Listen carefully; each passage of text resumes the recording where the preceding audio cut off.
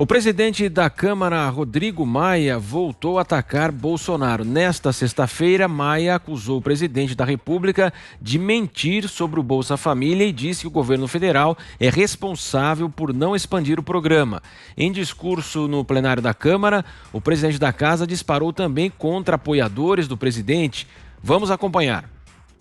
Infelizmente, o presidente da República mentiu em relação à minha pessoa. Aliás, muita coincidência a narrativa que ele usou ontem com a narrativa que os bolsomínios usam há um ano comigo em relação às medidas provisórias que perdem validade nessa casa. É a mesma narrativa. A narrativa que eu deixei caducar a medida provisória do 13º, ela não vem de hoje. Peguem as redes sociais dos extremistas bolsomínios que você vai ver que está lá, Rodrigo Maia derruba e caduca a medida provisória do 13º do Bolsa Família e do BPC. Então, é uma articulação conjunta para desqualificar e desmoralizar a imagem dos adversários do presidente da República. No discurso, Rodrigo Maia disse que será leal adversário do presidente, embora possa ser aliado do Planalto em certos temas. O presidente da Câmara tem subido o tom contra integrantes do governo nos últimos dias. Na última quarta-feira, Maia disse que o ministro Pazuello é um desastre na saúde e afirmou que Paulo Guedes está enfraquecido. Depois da decisão do Supremo, fala bastante o Rodrigo Maia, né, Zé Maria? Me disseram que ele ficou muito irritado com a fala do presidente Jair Bolsonaro, que atribuiu a culpa ao Congresso Nacional de não pagar o 13º do Bolsa Família. Nunca houve 13º do Bolsa Família, né? O presidente pagou no ano passado, o presidente Jair Bolsonaro pagou no ano passado. Esse ano, eu conversei há dias atrás com o ministro Onyx Lorenzoni, da Cidadania. Ele me explicou o seguinte, que o Bolsa Família foi atropelado de uma maneira positiva, esse atropelamento, pelo salário emergencial. Então, ninguém recebeu o Bolsa Família naquela quantidade mínima, porque os inscritos pelo Bolsa Família, automaticamente, receberam o salário emergencial de R$600. O Bolsa Família paga algo em torno de R$80, alguns recebem 40, porque alguns fazem a complementação.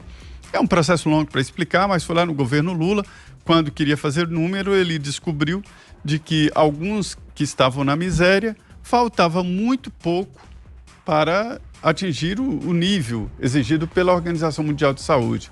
E aí ele deu R$10, R$20 e teoricamente tirou várias pessoas da miséria com R$10, R$20. Então tem gente que recebe pouco porque é uma complementação de renda, né? Então essas pessoas que estão no Bolsa Família receberam o integral, ou seja, R$600 do salário emergencial. Então o ministro Onyx Lorenzoni, que é do Cidadania, que tem ali nas mãos os dados e coletânea que é invejada por outros países. Nos Estados Unidos, por exemplo, o governo mandou cheques para as casas, muitos cheques foram devolvidos, porque não havia um catálogo grande, não havia um trabalho como no Brasil, de saber exatamente como estão as famílias, né? Então, os cheques lá nos Estados Unidos foram devolvidos por pessoas que já haviam morrido ou por pessoas que tinham se mudado, enfim. E o Brasil não. Fez rapidamente, foi muito rápido aí esse cadastramento, se chegou aos chamados invisíveis, pessoas que não tinham nem conta em banco, nem mesmo CPF, né? Que são os invisíveis agora que o presidente Bolsonaro quer colocar no Bolsa Família, e pagou diretamente na conta bancária. Foi uma operação de guerra. Então não fazia sentido pagar o 13º do Bolsa Família, segundo o ministro Onyx Lorenzoni, com razão, porque eles receberam R$600. E aí o presidente falou isso, e o presidente da Câmara ficou muito nervoso. E, em retaliação, levou ao plenário a medida provisória. Só que essa medida provisória, que estabelece crédito suplementar, ela traz ali o pagamento desse salário emergencial, até agora em dezembro, em R$300. Qual é a armadilha?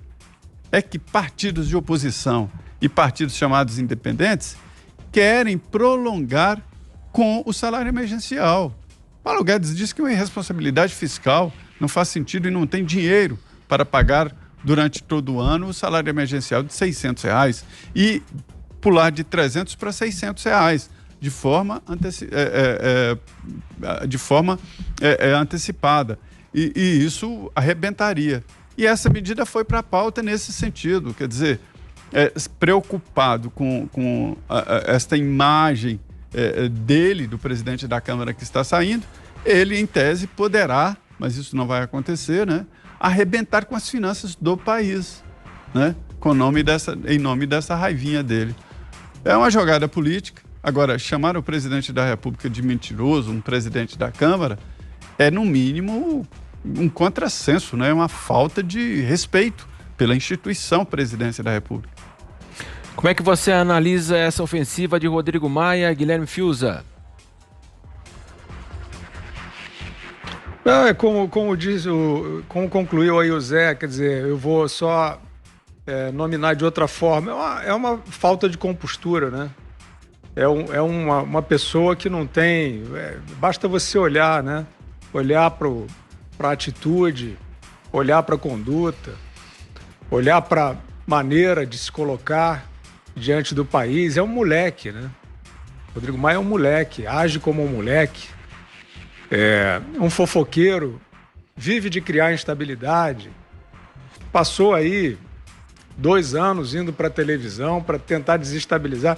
Porque ele fala de lealdade, né? Ele chegou a dizer que está ali para fazer uma oposição leal. O Rodrigo Maia tem tanta lealdade quanto está caindo neve no Brasil, né? Assim, lealdade não tem nada a ver com a índole, com o DNA do Rodrigo Maia. Não há um pingo de lealdade, né, na conformação da personalidade do Rodrigo Maia. Ele só age pela intriga. Ele faz intriga o tempo inteiro, é um fofoqueiro. E tentou, de fato, desde o início desse governo, tentando fazer essa pequena política. Não é nem política isso, né? Isso é o quê? É um mercado de secos e molhados, né? É um contrabando de falsas intenções, né? Tentando fazer isso, criar dificuldade para vender facilidade. Eu digo isso porque o país assumiu com uma agenda, esse governo assumiu com uma agenda que é uma agenda do país. Não é uma agenda desse governo. Se o governo encampa, ótimo, a população foi apoiar, porque a população quer liberdade, a população queria a arrumação da casa depois da ruína petista. E a agenda de reforma estava colocada muito bem. Foi apresentada com perícia, bem formulada. E, diante disso, o Rodrigo Maia só fez dinamitar. E dinamitar dessa maneira que você viu agora na tribuna da Câmara dos Deputados, no momento de uma crise sanitária, em que o país precisaria de união. Ele está lá fazendo fofoca, chamando um disso, outro daquilo. Eu não sou juiz de ninguém, não. Vocês observem, esse personagem tem compostura, tem estatura para estar onde está. Ele faz isso o tempo inteiro. Ele cria intriga o tempo inteiro.